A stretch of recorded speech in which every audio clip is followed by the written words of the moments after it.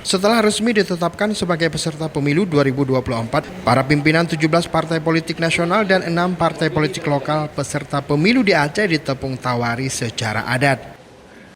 Dalam silaturahmi bersama PJ Wali Kota Banda Aceh Bakri Siddiq, seluruh partai politik di Banda Aceh diharapkan bersaing secara sehat dan damai demi terwujudnya suasana politik yang baik di tengah masyarakat. Jadi kami di Banda Aceh mensyukuri itu, mengadakan silaturahmi ke seluruh partai politik sekaligus mengenal nih dengan budaya baru. Jadi ini yang kita lakukan.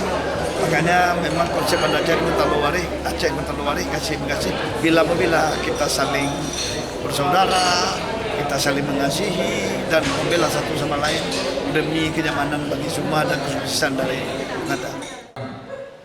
Sementara itu, Ketua KIP Banda Aceh Indra Milwadi berharap silaturahmi yang terjalin dari 23 partai politik di Aceh dapat terus terjaga hingga pelaksanaan pemilu yang damai terwujud di ibu kota provinsi Aceh.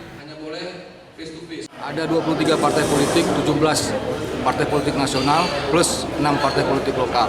Semuanya sudah berkumpul pada hari ini, sudah bersilaturahmi sesuai dengan konsepnya Pak PJ Wali Kota, kemudian sudah saling kenal mengenal. Kita berharap ini menjadi awal yang baik agar ke depan pemilu dapat dilaksanakan secara harmonis, secara baik, kompetisi yang fair, jujur, ya, sehat, sehingga kita melaksanakan pemilu itu nanti dapat dengan baik, hasilnya juga bisa maksimal. Selain 17 partai politik nasional di Aceh, terdapat 6 partai politik lokal yang akan bertarung pada pemilu 2024. 6 partai politik lokal yaitu Partai Nasional Aceh PNA, Partai Generasi Aceh Besaboh Taat dan Takwa atau GAPTAT, Partai Daerah Aceh atau PDA, Partai Aceh, Partai Adil Sejahtera PAS Aceh, dan Partai Solidaritas Independen Rakyat Aceh atau Partai SIRA.